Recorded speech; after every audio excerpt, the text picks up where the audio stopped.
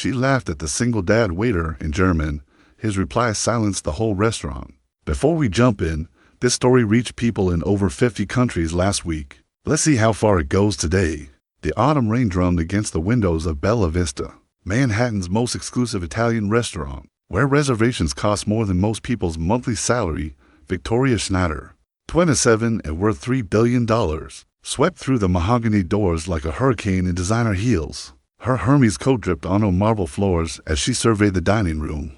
With calculating blue eyes, everything had to be perfect tonight. The merger with Hartman Industries hung in the balance, and she'd chosen this restaurant specifically to impress the elderly German investors, who still believed in old-world charm and discretion. "Good evening, Miss Schneider," the MacD rushed forward, nearly stumbling in his eagerness. "Your private dining room is ready." Victoria barely acknowledged him, her phone already buzzing with updates from her assistant in Berlin. The Schneider empire, built by her grandfather from post-war rubble into a tech and manufacturing giant, demanded constant attention. At 27, she'd already doubled the company's worth in just 3 years as CEO, earning her the nickname the Ice Princess of Frankfurt. As she followed the MacD through the restaurant, her eyes caught on a tall figure moving between tables with practiced grace. The waiter was older than the usual pretty boy servers, maybe mid-30s, with dark hair slightly graying at the temples and hands that moved with quiet confidence. As he served an elderly couple their wine, something about his posture, straight-backed, dignified despite the humble uniform, made her pause. But then her phone rang again, and she dismissed the observation as her guest arrived. "Herr Hartmann, Frau Müller." Victoria switched to flawless German as she greeted the investors, her voice carrying the crisp authority that had closed $100 million deals. "I trust your flight from Munich was comfortable." For the next hour, she orchestrated the business dinner like a conductor leading an orchestra. Every word was calculated, every pause strategic. The merger would create the largest renewable energy conglomerate in Europe, as she could see the old Germans warming to her vision. But when the same waiter approached their table, something shifted in the room's carefully controlled atmosphere. "Good evening," he said in accented English, setting down water glasses with movements that seemed almost too refined for his position. "My name is Marcus, and I'll be taking care of you tonight." Victoria studied him more closely now. There was something in his eyes, intelligence, perhaps even recognition, that seemed to pierce through her carefully constructed facade. But surely this was just another struggling actor, or failed businessman working service jobs in New York. "We'll have the wine pairing with the tasting menu," she said dismissively in English, then turned back to her guests, switching to rapid German. "As I was saying, the solar technology patents alone will revolutionize the industry. These Americans have no idea what real innovation looks like," she continued in German, her voice growing more animated as she described her expansion plans. "The problem with American businesses is their lack of sophistication. They think throwing money at problems solves everything, but they have no understanding of European precision or engineering excellence." Herr Hartmann nodded approvingly, and Victoria felt the familiar rush of control, of being the smartest person in the room. She glanced at Marcus, who was quietly arranging their silverware, and felt a moment of superiority wash over her. "Even their service industry reflects this mediocrity," she continued in German, gesturing toward Marcus. "Look at this waiter, probably doesn't speak anything but English, wouldn't understand a word of real business discussion. This is why European companies will always dominate global markets." Marcus straightened slowly, and for a heartbeat, Victoria thought she saw something flash in his eyes. But then he smiled politely and stepped back. "Will there be anything else this evening?" he asked in English. "No, that's all," Victoria replied curtly, already turning back to her guests. But as Marcus walked away, she heard something that made her blood run cold. "Entschuldigung," Marcus said quietly in perfect German to a passing colleague. "Könnten Sie mir bitte dabei helfen, den Winkel zu organisieren?" The accent was flawless, not just textbook German, but the specific regional dialect of Bavaria. Victoria's fork froze halfway to her mouth. Her German guests had heard it too, their eyebrows raised in surprise. Then Marcus did something that would haunt her dreams for weeks to come. He turned back toward their table, and in German so precise it could have been spoken by a professor at Heidelberg University, he said, "I do apologize, Miss Schneider, but I couldn't help overhearing your business discussion. I believe there might be a small error in your renewable energy projections for the Bavarian market." The silence that followed was deafening. Victoria felt the color drain from her face. as every carefully constructed assumption crumbled around her. The elderly German investor stared at Marcus with newfound interest, while she sat frozen in her chair like a deer caught in headlights. "I beg your pardon," she managed in English, her voice barely above a whisper. Marcus smiled, not the subservient smile of a waiter, but something far more knowing. "Forgive me," he continued in flawless German that made her grandfather's Bavarian accent sound crude by comparison. "I didn't mean to intrude on your business dinner. It's just that I spent several years working in renewable energy development in Munich. Your expansion timeline might be optimistic, given the new EU regulations that took effect last month." Herr Hartmann leaned forward, suddenly animated. "You worked in Munich. Which company?" "Bergman and Associates." Marcus replied without missing a beat. "I was their lead consultant for the Alpine Wind project from 2018 to 2021. Beautiful work, though the political challenges were substantial." Victoria watched in horror as her carefully orchestrated evening dissolved into chaos. Herr Hartmann and Frau Müller were now completely focused on Marcus, asking detailed questions about EU policy and technical specifications that he answered with casual expertise. "The Alpine Wind project," Frau Müller's eyes widened. "That was revolutionary. You're Marcus."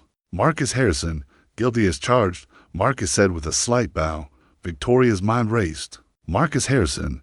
The name suddenly clicked. She'd read his papers in graduate school, had even cited his work in her thesis on sustainable development. He'd been a rising star in renewable energy consulting, before mysteriously disappearing from the industry 3 years ago. "But what are you doing?" she began, then caught herself before finishing the obvious question. "Working as a waiter," Marcus finished for her, his eyes meeting hers directly. "Life has a way of changing our plans, doesn't it, Miss Schneider?" The German investors were completely enchanted now, peppering Marcus with questions about European energy markets while Victoria sat in stunned silence. Everything she thought she knew about the evening, about herself, about her assumptions, lay in ruins around her. "Perhaps," Marcus said, glancing at his watch, "I should let you return to your dinner. I believe your osso buco is getting cold." But Herr Hartmann was having none of it. "Nonsense. Please, join us for a moment. Your insights on the Bavarian market could be invaluable." Victoria wanted to protest, to reassert control, but found herself voiceless as Marcus gracefully accepted the invitation, pulling up a chair with the natural confidence of someone accustomed to boardrooms rather than dining rooms. For the next 20 minutes, she watched Marcus systematically charm her investors, discussing policy nuances and market predictions with an expertise that made her own knowledge seem superficial. He spoke of meeting with ministers in Berlin, of consulting sessions with Siemens executives, of late nights reviewing environmental impact studies in languages most Americans couldn't even pronounce. "The key," Marcus was saying, "is understanding that European energy policy isn't just about technology, it's about culture, history, tradition. Americans often miss that subtlety." Victoria found herself staring at his hands as he spoke, strong, callous from years of work, but moving with the precise gestures of someone used to commanding attention in conference rooms filled with powerful men. "How do you know so much about our culture?" Frau Müller asked, clearly smitten. Marcus's expression grew thoughtful. "My ex-wife was German," he said simply, "from Cologne. We lived there for 5 years while I built my consulting practice. She taught me that speaking a language isn't the same as understanding a people." Victoria felt something twist in her chest at the mention of his ex-wife, though she couldn't understand why. "And now?" Herr Hartmann asked gently. "Now, I'm a single father raising my 8-year-old son in New York," Marcus said, his voice carrying a note of quiet pride. "Sometimes the most important career moves aren't about climbing ladders. They're about choosing what matters most." As the evening wound down, Victoria found herself studying Marcus with new eyes. The way he moved through the restaurant wasn't the shuffle of the defeated. It was the confident stride of someone who had made peace with his choices. When her guest finally left thoroughly impressed and eager to sign the merger agreement, Victoria lingered at the table, ostensibly reviewing documents, but really just watching Marcus work. "Miss Schneider," his voice startled her from her thoughts. "Is there anything else I can get for you tonight?" She looked up at him, this man who had just destroyed and rebuilt her entire understanding of assumption and prejudice in the span of 2 hours. "Why didn't you say anything earlier?" she asked quietly. Marcus smiled, and for the first time that evening, it seemed genuinely warm. "You didn't ask." 3 days passed, but Victoria couldn't stop thinking about Marcus Harrison. She found herself making excuses to drive past Bella Vista, even though it was completely out of her way from her penthouse to her office. The memory of his perfect German, his quiet confidence, the way he'd completely outmaneuvered her assumptions, it all played on repeat in her mind. On Wednesday afternoon, sitting in her glass-walled office overlooking Central Park, Victoria caught herself staring out the window instead of reviewing acquisition reports. Her assistant, Jennifer, knocked and entered with the day's schedule. "Your 2 o'clock with the Singapore investors has been moved to 4, Jennifer said, then paused, studying her boss's distracted expression. "Miss Schneider, are you feeling all right? You've seemed different since Monday night." Victoria forced herself to focus. "I'm fine, just thinking about the Hartman merger." But that wasn't entirely true. The merger was proceeding smoothly, perhaps more smoothly than ever, thanks to Marcus's unexpected insights. Herr Hartman had called that morning to express his enthusiasm for working with someone who clearly understood both American innovation and European sensibilities. The irony wasn't lost on her. A waiter had just helped her close one of the biggest deals of her career. By Thursday evening, Victoria's curiosity had transformed into something approaching obsession. She found herself Googling Marcus Harrison renewable energy and reading articles about his groundbreaking work in Europe. His LinkedIn profile, last updated 3 years ago, showed an impressive trajectory: mid-graduate, McKinsey consultant, founder of his own boutique firm specializing in cross-cultural energy partnerships. Then, abruptly, nothing. No posts, no updates, no public appearances. It was as if Marcus Harrison, the consultant, had simply vanished, replaced by Marcus, the waiter at an upscale Manhattan restaurant. What had happened to him? Friday night found Victoria doing something completely unprecedented. She made a reservation at Bella Vista. Alone, she told herself it was just curiosity, a need to understand the puzzle Marcus represented. But as she applied her makeup and chose her outfit something slightly less intimidating than her usual power suit, she wondered who she was trying to convince. Marcus looked genuinely surprised when she was seated in his section, though his professional composure never wavered. "Good evening, Miss Schneider. Back so soon?" "I wanted to try the seafood menu," she said, the lie coming easily. "And please call me Victoria." If Marcus noticed the shift in her tone, warmer, less commanding, he didn't comment. But she caught a flicker of amusement in his eyes as he presented the evening specials with the same gracious attention he'd shown her German investors. Throughout the meal, Victoria found herself studying him with the same intensity she usually reserved for financial reports. She noticed the way other servers deferred to him despite his relatively recent hire, the genuine warmth with which he interacted with the kitchen staff, the careful way he moved through the dining room as if every gesture mattered. "The halibut is excellent tonight," Marcus said, refilling her wine glass. "Chef sources it directly from a small fishery in Maine. Very sustainable practices. You know about the sourcing?" Victoria asked. "I make it a point to understand every aspect of what I serve," Marcus replied. "Whether it's wine regions, fishing practices, or agricultural methods, details matter." Victoria recognized the principle. It was the same meticulous attention to detail that had built her business empire. But coming from Marcus, it felt different somehow, less calculating, more genuine. As the evening progressed, she found herself lingering over dessert, ordering coffee she didn't need, anything to extend their brief interactions. When Marcus brought her check, she surprised herself by asking, "Do you have children's menus here?" Marcus paused, his hand stilling on the leather folder. "Yes, we do. Are you expecting a young guest?"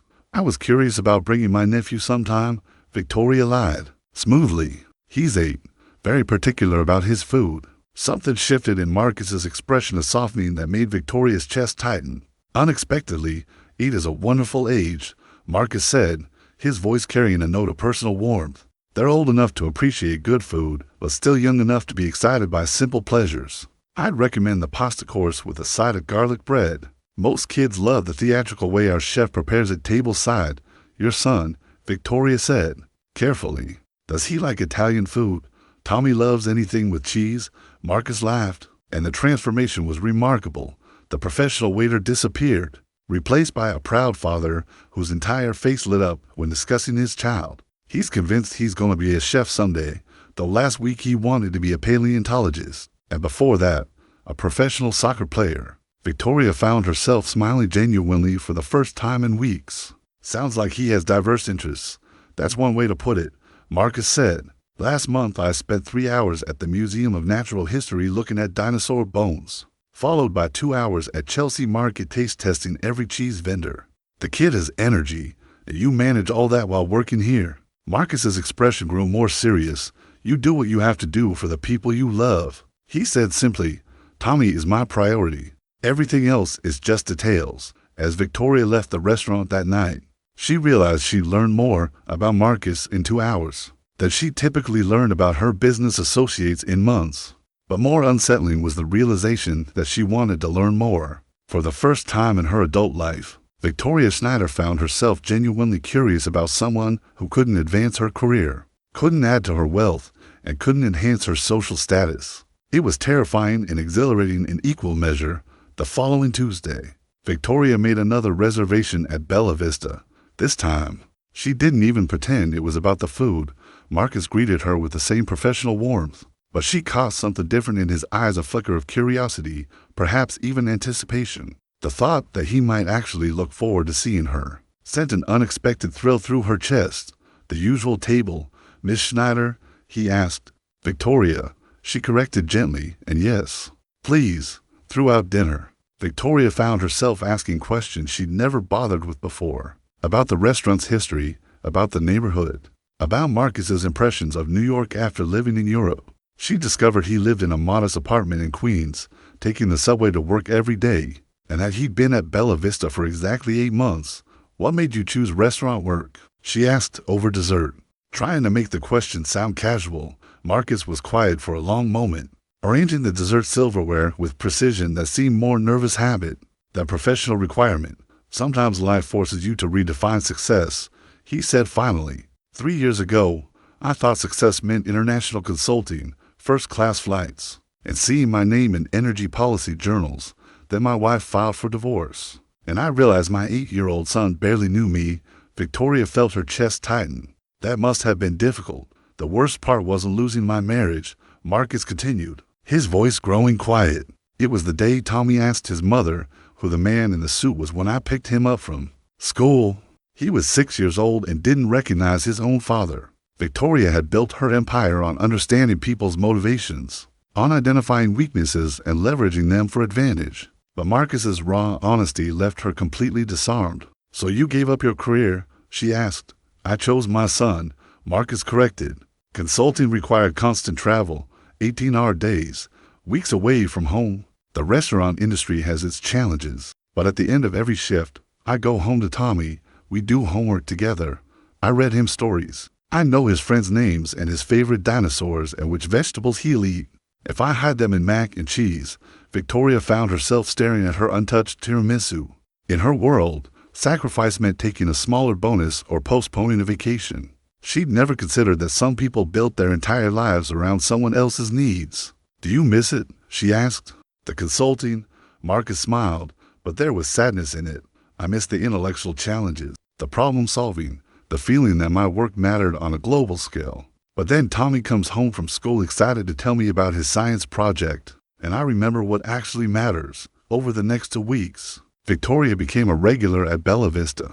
She told herself she was simply expanding her dining options, but the truth was more complicated. Marcus had become a puzzle she couldn't solve, a person who defied every assumption she built her life upon. She began timing her visits for slower periods, when Marcus could spare a few extra minutes at her table. She learned that he helped Tommy with advanced mathematics that would challenge most adults, that he volunteered at the local soup kitchen on weekends, that he spoke 4 languages fluently and could discuss everything from Renaissance art to quantum physics. You're overqualified to be a waiter, Victoria said one Thursday evening. Maybe, Marcus replied, or maybe I'm exactly where I need to be. But Victoria sensed something beneath his contentment, not regret exactly, but a kind of wistful longing that he tried to hide. She recognized it because she'd felt something similar lately, a growing awareness that her empire of steel and glass might be impressive, but felt increasingly empty. Tommy's birthday is next week, Marcus mentioned as he cleared her appetizer plate. 8 years old, going on 25. He wants a dinosaur-themed party, but he's insisting on accuracy. No cartoon dinosaurs, no scientifically incorrect decorations. I spent last weekend at 3 different museum shops looking for paleontologically correct party supplies. Victoria genuinely laughed for the first time in months. That sounds exhausting. Welcome to parenting a future scientist, Marcus said with obvious pride. As Victoria walked to her car that night, she found herself thinking about birthday parties and dinosaur accuracy and what it might feel like to have someone depend on you completely. Her own birthday celebrations were carefully orchestrated networking events, elegant affairs designed to strengthen business relationships. She'd never had a party with cartoon dinosaurs. The thought stayed with her through the rest of the week, along with the growing realization that Marcus Harrison had somehow become the most interesting part of her days. Not the billion-dollar deals or the international acquisitions or the board meetings that shaped global markets. A waiter in Queens who read bedtime stories and researched scientifically accurate dinosaur decorations, Victoria Schneider, who had never been confused about anything in her life, was becoming dangerously confused about what she actually wanted. Victoria spent the weekend doing something she hadn't done in years, wandering aimlessly through Manhattan with no agenda, no meetings, no strategic purpose. She found herself in the Museum of Natural History, standing before the same dinosaur exhibits that Tommy Harrison probably knew by heart. The irony wasn't lost on her. She was worth $3 billion, commanded a global empire, and could buy anything she wanted. Yet here she stood, studying Triceratops fossils because the 8-year-old boy she'd never met was having a birthday party. Fascinating creatures, weren't they? Victoria turned to find an elderly curator approaching, his eyes bright with enthusiasm. The Triceratops lived approximately 68 million years ago. He continued, 3 horns, massive frill, herbivorous despite their fearsome appearance. Children love them because they look dangerous but were actually quite gentle. Do you get many children here? Victoria asked. Oh yes, especially on weekends, birthday parties, school groups. There's something magical about seeing a child's face light up when they realize these massive creatures actually walk the earth. Makes you remember that wonder is still possible, doesn't it? Victoria nodded, though she couldn't remember the last time she'd felt genuine wonder about anything. Her world was constructed of quarterly reports and market analyses, of calculated risks and strategic advantages. Wonder was inefficient, but standing in the museum's soaring halls, surrounded by families and children pointing excitedly at ancient bones, Victoria felt something stirring a longing for simplicity she hadn't acknowledged in years. Monday evening found her back at Bella Vista, earlier than usual. Marcus looked tired, she noticed, though he tried to hide it behind his professional smile. Long day? She asked as he approached her table. Tommy's coming down with something, Marcus admitted, then caught himself. I'm sorry. You don't need to hear about my personal problems. I don't mind, Victoria said, and realized she meant it. Is he going to be all right? Just a cold, but he's miserable. Keeps asking if he's going to be sick for his birthday party on Saturday. Marcus's concern was written clearly across his face. I had to leave work early yesterday to pick him up from school, and I'm worried about taking more time off if he's not better by tomorrow. Victoria found herself leaning forward. Can't your ex-wife help? Something shuddered in Marcus's expression. Sarah lives in California now. Remarried, she sees Tommy twice a year, if we're lucky. The casual way he said it couldn't hide the underlying hurt, and Victoria felt an unexpected surge of anger toward a woman she'd never met. That must be difficult, she said carefully. Tommy's adjusted better than I have, Marcus said with forced lightness. Kids are resilient. He barely remembers when we were all together. But Victoria caught the way Marcus's hand tightened on his order pad. The slight pause before he continued speaking. She recognized the signs of someone holding themselves together through sheer will. About his birthday party, Victoria said impulsively, has he decided on a location? Marcus looked surprised by the question. Our apartment. Nothing fancy, just a few friends from school. I'm making a dinosaur cake that will probably look more like a green blob than an actual prehistoric creature. What if? Victoria started, then stopped herself. What was she thinking? What if what? Marcus prompted gently. Victoria took a breath, stepping into territory she'd never navigated before. What if he had his party somewhere with real dinosaurs? The Museum of Natural History has private party spaces. Marcus stared at her for a long moment. Victoria, I appreciate the thought, but I couldn't afford. I could arrange it, Victoria said quickly, then realized how presumptuous that sounded. I mean, as a birthday gift for Tommy. It wouldn't be charity, it would be a gift between friends. The word friends hung in the air between them, surprising them both. Why would you do that? Marcus asked quietly. Victoria found herself struggling for an answer that made sense. Because she'd been thinking about his son for weeks. Because she wanted to see Marcus smile the way he did when he talked about Tommy. Because she was starting to care about people she'd never met. Because everyone deserves to feel special on their birthday, she said finally, which was true but incomplete. Marcus studied her face with an intensity that made Victoria's cheeks warm. That's incredibly generous, he said slowly. But I can't accept such an expensive gift from someone I barely know. You know me better than most people in my life, Victoria replied, and realized with shock that it was true. Over the past month, Marcus had heard more about her thoughts, her fears, her genuine opinions than her business associates had learned in years. She told him about her loneliness, her pressure to maintain her grandfather's legacy, her growing questions about what actually mattered in life. Victoria, Marcus began, but she interrupted. Let me do this, she said, please, not because you need my help, but because I want to. Because Tommy sounds like an amazing kid who deserves an amazing birthday. And because you're an amazing father who sacrifices everything for him. Marcus was quiet for so long that Victoria began to panic, wondering if she crossed some invisible line. Finally, he smiled the real smile, the one that transformed his entire face. Tommy's going to think you're some kind of fairy godmother, he said. Victoria laughed, surprised by how light the sound seemed. I've been called many things, but never that. As Marcus walked away to serve other tables, Victoria realized she'd just committed to organizing a children's birthday party. He, who scheduled her life in 15-minute increments and hadn't voluntarily spent time with anyone under 30 in years, but for the first time in months, she felt genuinely excited about something that had nothing to do with profit margins or market share. She was going to give Tommy Harrison the best dinosaur birthday party in New York City history. Saturday morning found Victoria in completely unfamiliar territory, standing in the Museum of Natural History's private party room at 9 a.m., surrounded by professional event coordinators, paleontologically accurate decorations, and enough dinosaur-themed supplies to outfit a small theme park. The fossil dig activity is set up in the east corner, the event coordinator explained, checking items off her clipboard. The paleontologist will arrive at 11 for the educational presentation, and the cake custom designed to replicate a triceratops skull should be delivered within the hour. Victoria nodded, trying to project the same confidence she brought to board meetings. Though she'd never felt more out of her element, she'd thrown million-dollar galas for charitable causes, but those were strategic networking events.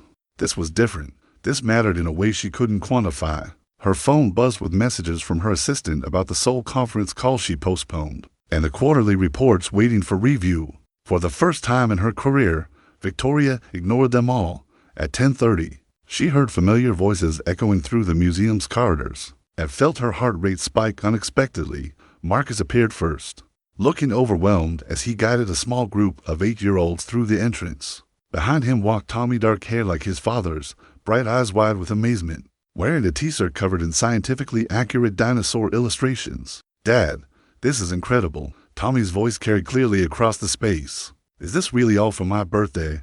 Marcus caught Victoria's eye from across the room, and his expression of gratitude nearly took her breath away. Tommy, Marcus said, approaching with his son, I'd like you to meet someone special.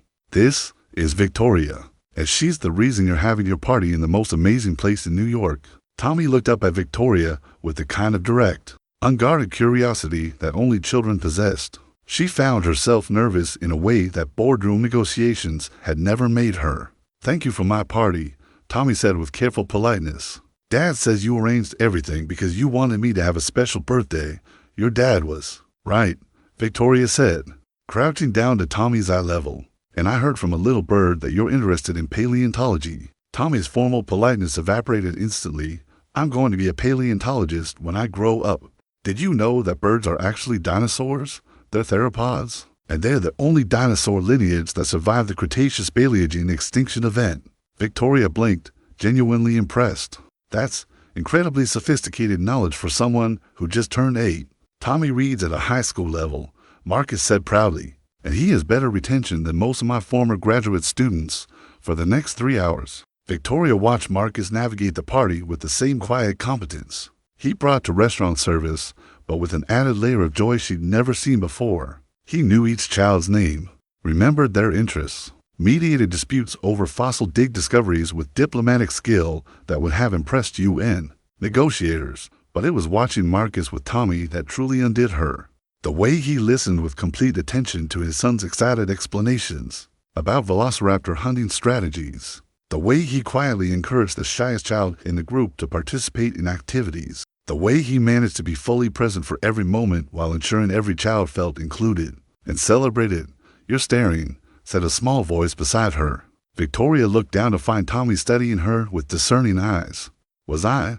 Victoria asked, embarrassed at being caught. "You keep looking at my dad like he's a puzzle you're trying to solve." Tommy said matter-of-factly, "Do you like him?" The direct question from an 8-year-old hit Victoria like a physical blow. Children, she realized, had no patience for the careful deflections and strategic ambiguities that dominated adult conversation. "Your father is a very good man," Victoria said carefully. "That's not what I asked," Tommy replied with startling persistence. "Do you like him? Victoria found herself scrambling for an appropriate response to a child's question. That cut straight through weeks of her own confusion. "I think," Victoria said slowly, "that your father is one of the most interesting people I've ever met." Tommy considered this seriously. "Dad doesn't date anymore," he announced. "He says he's too busy taking care of me, but sometimes I think he gets lonely." The observation, delivered with a child's innocent honesty, made Victoria's chest tighten unexpectedly. "What makes you think that?" she asked. "Sometimes he looks sad when he thinks I'm not watching," Tommy said. "And he never talks about grown-up stuff with anyone except work people. But he talks to you differently." Before Victoria could respond, Marcus approached with pieces of birthday cake and a smile that made her forget her own name. "Having a good time?" he asked, though his question seemed directed more at Victoria than his son. "The best," Tommy declared, then looked meaningfully between his father and Victoria. "Victoria says you're interesting." "Dad," Marcus raised an eyebrow at Victoria, who felt herself blushing for the first time in years. "Does she now?"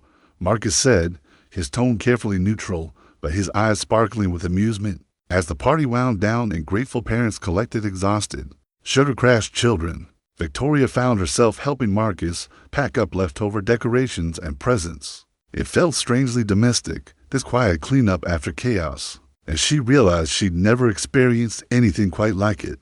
"I can't thank you enough for today," Marcus said as they worked. "Tommy's going to remember this party for the rest of his life, so will I," Victoria replied honestly.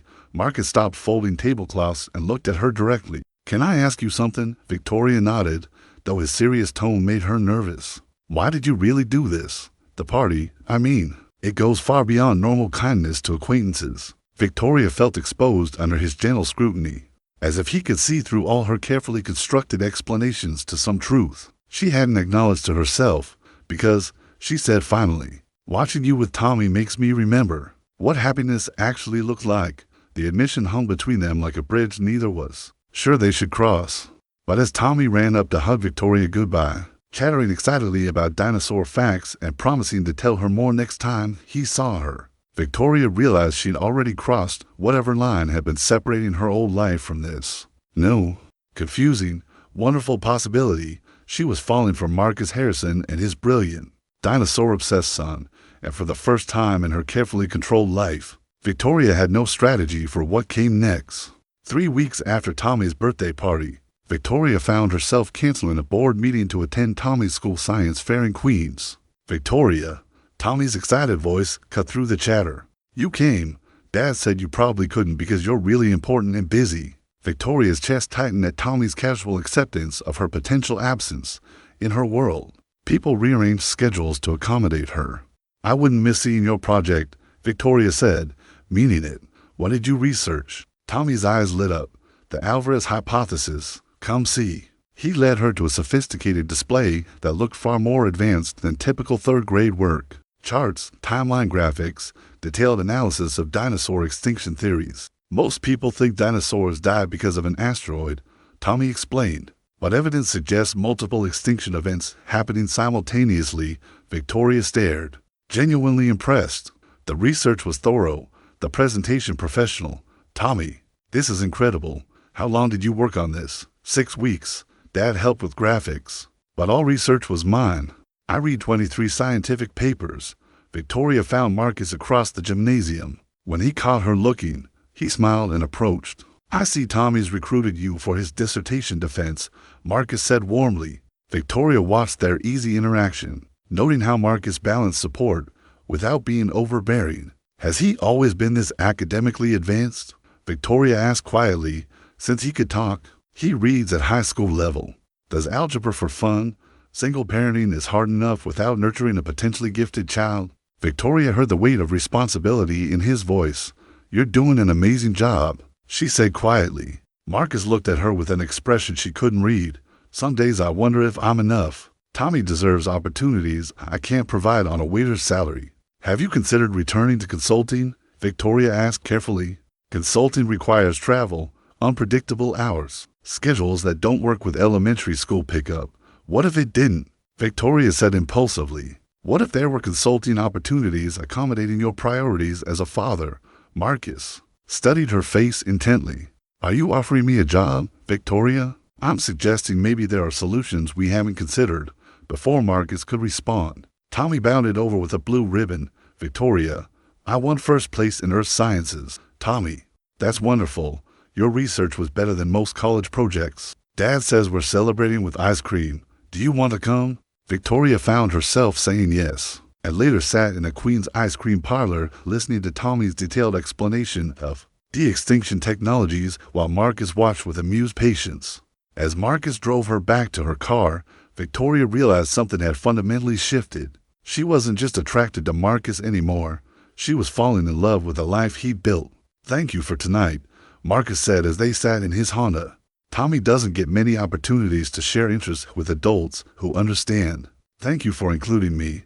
They sat in comfortable silence, both aware something significant was happening. Victoria, what you said about consulting opportunities, I meant it. My company works with renewable energy partnerships globally. Someone with your expertise would be invaluable. Marcus was quiet for a long time. Why would you offer me something like that? Victoria took a breath, stepping into unfamiliar emotional territory. Because you're brilliant and wasting abilities serving food. Because Tommy deserves every opportunity. And because I think we could be good together, professionally and maybe otherwise. Marcus reached across and took her hand. I'd like to explore that possibility, both professionally and otherwise. 2 weeks later, Victoria struggled to explain to her head of human resources why she wanted to create a consulting position tailored around elementary school hours. You want to offer a senior role, with flexible scheduling and premium compensation to someone currently working as a waiter, Susan Martinez asked. Marcus Harrison isn't just a waiter. He has a mid-degree, 5 years international consulting experience and renewable energy expertise we desperately need. Susan studied the documents. His credentials are impressive, but there's a 3-year employment gap. Victoria had anticipated this conversation, but struggled with how much personal information to share. He took time off for family reasons. That doesn't diminish his professional capabilities. Is there something personal about this hire? I should know. Victoria felt heat rise in her cheeks. Marcus Harrison is the best person for this role. That afternoon, Victoria called Marcus at the restaurant. I have a proposition. Can you meet tomorrow to discuss it? They met at a quiet midtown bistro. Marcus looked nervous. I want to offer you a job, Victoria said directly. Marcus looked up, surprised. A job, senior consulting position with Schneider Industries, specializing in European renewable energy partnerships. Flexible schedule, limited travel, compensation reflecting your experience. Victoria slid a folder across the table. Marcus opened it and went very still. Victoria, this salary is more than double what I made at peak consulting years. You're worth it. European expansion is critical, and you have relationships and expertise that would take years to develop internally. Marcus continued reading, expression growing complicated. The schedule accommodation school hours. Tommy's activities, Victoria. This reads like a position designed specifically around my life as a single parent. Good employees should have work-life balance. Is this a job offer or charity? Marcus asked, his voice carrying an edge she'd never heard. The question hit Victoria like a physical blow. It's a job offer based entirely on your professional qualifications and our business needs. Then why does it feel like you're trying to rescue me? Victoria struggled for words both honest and professionally appropriate. Maybe because I care about you and Tommy more than is strictly professional. But that doesn't make the offer less legitimate. Marcus studied her with intensity that made Victoria's chest tighten. If I take this job, what happens between us personally? I don't know. I've never mixed business and personal relationships before. Neither have I. But I don't want to compromise my integrity. Or yours. Can I think about it? Marcus asked finally. Of course. That evening, Victoria's phone rang. Marcus's name appeared on caller ID. I've made a decision, he said without preamble. Victoria held her breath. I'll take the job, but with conditions. What conditions? I want to earn this position. Trial period, clear performance metrics. Evaluation criteria having nothing to do with our personal relationship. Victoria felt relief flood through her. That's more than fair. And Victoria, I want to explore what's happening between us. But carefully, honestly, without compromising either of our professional integrity. I'd like that too. Then I guess we're about to find out if mixing business and pleasure is as complicated as everyone says.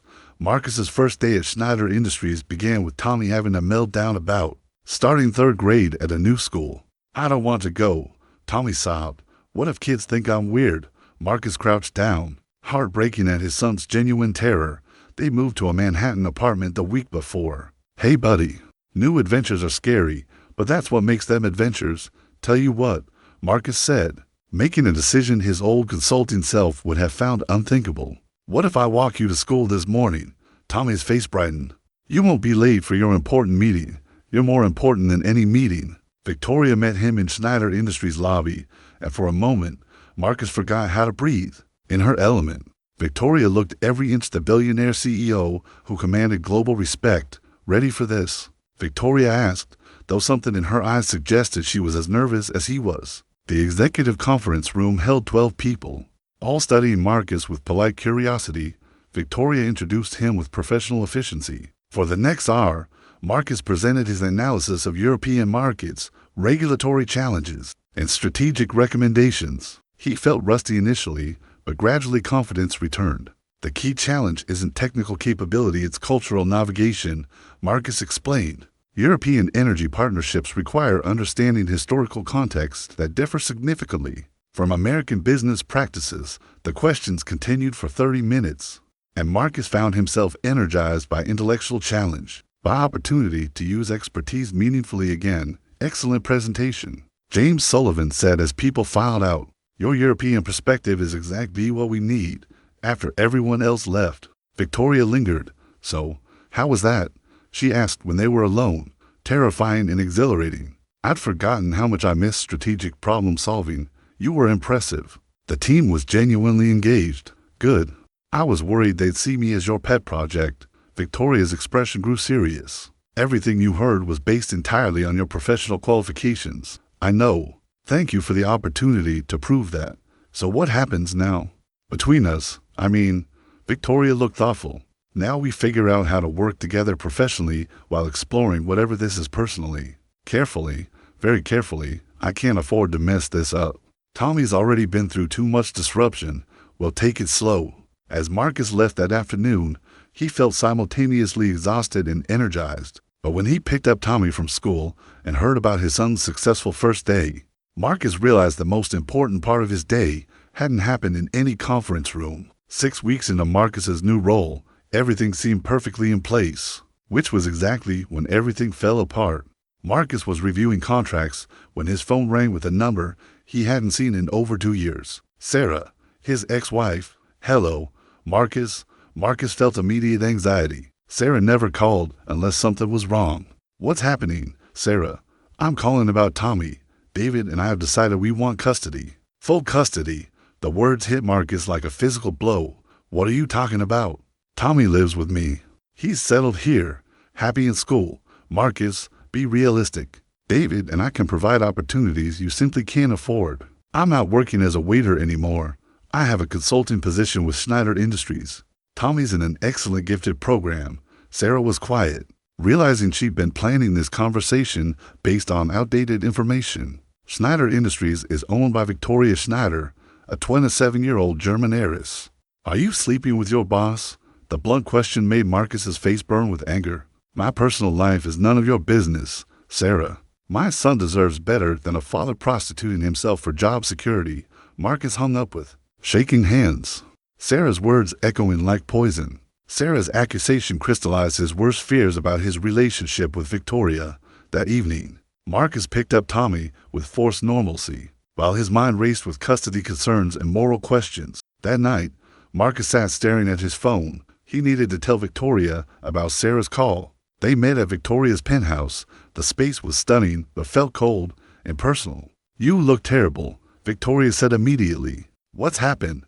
Marcus told her about Sarah's call, about the custody threat, about the accusations his ex-wife had made.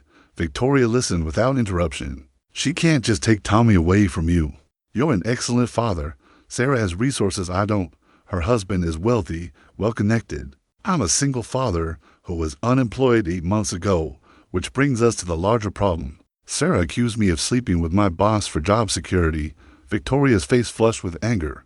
That's ridiculous and insulting, is it? Marcus asked quietly. Victoria, did you create this job because you wanted to help me personally? Or because your company genuinely needed my expertise? Victoria's expression cycled through hurt, anger, and something that looked like guilt. Both, Victoria said finally. The company needed your expertise, but I wanted to help you. You wanted me to be financially secure enough to be with you. Yes, I wanted to remove the barriers between us. Marcus felt his heart breaking. Victoria, I can't be with someone whose charity case I am. And I can't risk a custody battle where my ex-wife can credibly argue that I'm compromising myself professionally. So what are you saying? I'm saying maybe we need to step back from the personal relationship until I can prove my professional value independently. They stood in Victoria's pristine living room, watching something beautiful crumble under circumstances and other people's judgments. I love you, Victoria said quietly. I love you too, which is why I have to choose Tommy's security over our relationship.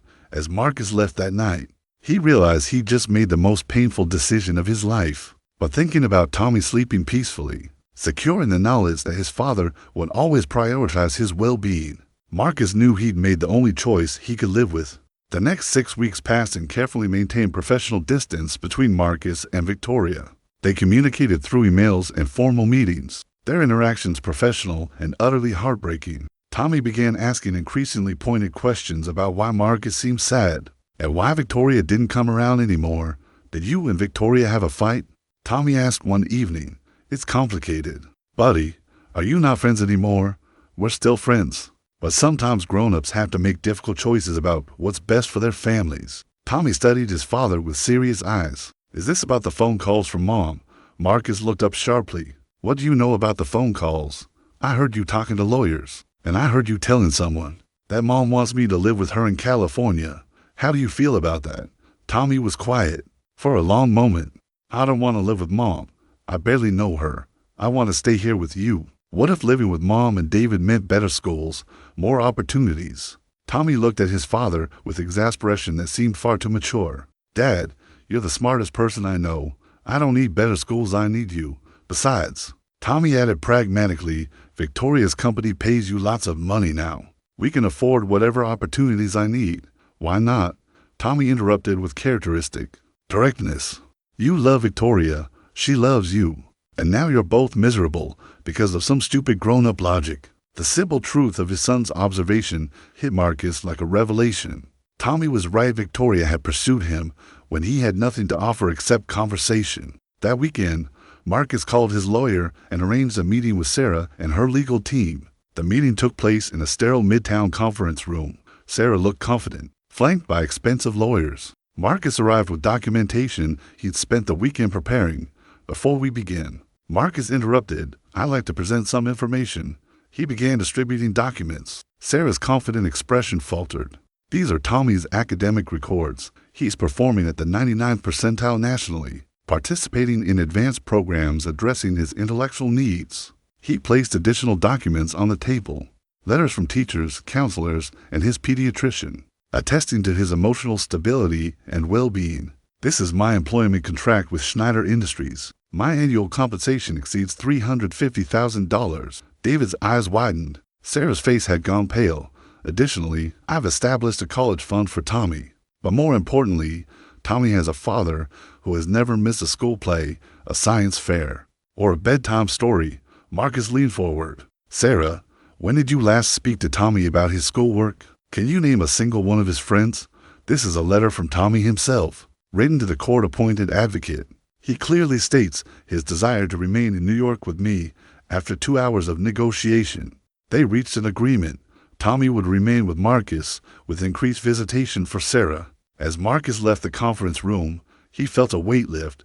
Tommy was safe, and the threat that had driven him away from Victoria was finally resolved. He found Victoria in her office, working late. We need to talk, Marcus said.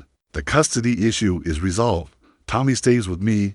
Victoria's face flooded with relief. Marcus, that's wonderful, but I need to apologize for letting fear and other people's opinions drive decisions about my life, for walking away from something beautiful because I was worried about appearances. Victoria stood slowly. Tommy helped me see something important. He pointed out that you fell for me when I was serving pasta for minimum wage. Obviously, your feelings weren't about my career prospects. I let Sarah's accusations make me doubt something I knew was real. And I'm sorry. Victoria stepped around her desk, moving closer. What are you saying, Marcus? I'm saying that I love you, and if you'll have me back, I'd like to stop letting other people's opinions control our happiness. Victoria crossed the remaining distance, her hands framing his face. I love you too. So where does that leave us? It leaves us figuring out how to build a life together, carefully, honestly, without apology. As Marcus kissed Victoria in her office, he realized that sometimes the most courageous thing you could do was choose love over fear. 1 year later, Victoria stood in their Westchester home's kitchen, watching Marcus and Tommy work together in their backyard garden. The sight still made her chest tighten with overwhelming happiness. The soil needs to be exactly the right pH for optimal tomato growth, Tommy was explaining with scientific precision. Good thing we have our own personal agricultural consultant, Marcus replied, ruffling his son's hair.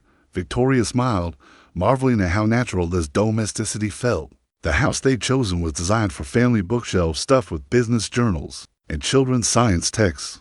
A kitchen island serving as homework station and family meeting place. Victoria, Tommy called. Come see our greenhouse plans. She stepped outside, wrapping her arms around Marcus from behind. What's this about a greenhouse?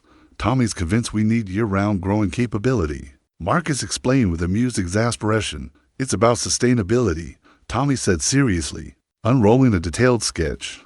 Plus, we could grow plants for your business meetings. Did you know that plants in conference rooms improve creative thinking? Victoria laughed, still amazed by her stepson's ability to connect concepts into practical solutions. Speaking of business, Marcus said, don't you have a conference call with Berlin? Victoria nodded, though the urgency that once drove her professional life felt different now. She learned to set boundaries, to prioritize family dinners over networking events. The European expansion is ahead of schedule. Victoria told them Marcus's consulting strategies have exceeded every projection. Because Dad's brilliant, Tommy said. Everyone knows that. Marcus had indeed proven his professional value beyond doubt. The European partnerships he developed had become Schneider Industries' most profitable division. I have news, Victoria announced. Unable to contain her excitement, both Marcus and Tommy looked up expectantly. The United Nations has invited Schneider Industries to lead a global renewable energy initiative. It's a 5-year project that could fundamentally change how developing nations approach sustainable development. That's incredible, Marcus said, embracing her. There's more. They specifically requested that you lead the international consultation team, and Tommy, they've asked if you'd participate in their youth advisory council. Your dinosaur extinction research has been making rounds in scientific communities. Tommy's eyes widened. They want me to advise the United Nations. Marcus shook his head in disbelief. How is this our life? Victoria looked around their backyard at the garden they planted together. The life they built through careful choices and mutual support. This is our life because we chose each other, Victoria said simply. Marcus pulled her closer, his voice growing serious. Victoria, there's something I need to ask you. He reached into his pocket and withdrew a small velvet box. I can't imagine a future that doesn't include you completely, Marcus said, dropping to one knee while Tommy watched with excitement. Victoria felt tears spring to her eyes as Marcus opened the box to reveal a perfect ring. Victoria Schneider, will you marry me? Will you officially become Tommy's stepmother and my partner in everything? Victoria looked down at the man who had taught her that strength came from vulnerability. that the most valuable things couldn't be bought or strategized. Yes, she said, tears streaming. Yes to all of it, as Marcus slipped the ring onto her finger and Tommy whooped with celebration. Victoria realized her grandfather would have been proud of the empire she'd built. Not one made of steel and glass, but this one, constructed from trust and love. Group hug, Tommy declared, launching himself at both adults. Standing in their garden, Victoria understood that some acquisitions couldn't be measured in dollars. The best ones were measured in moments like this where love multiplied rather than divided, where success meant having people who celebrated your happiness. So, Tommy said, pulling back with characteristic practicality, when's the wedding? Because I have ideas about dinosaur-themed decorations that would be both scientifically accurate and visually stunning. Victoria and Marcus looked at each other and burst into laughter. Because of course their wedding planning would involve paleontological consultation from a 9-year-old genius who had become the heart of their unconventional family, and Victoria couldn't imagine it any other way.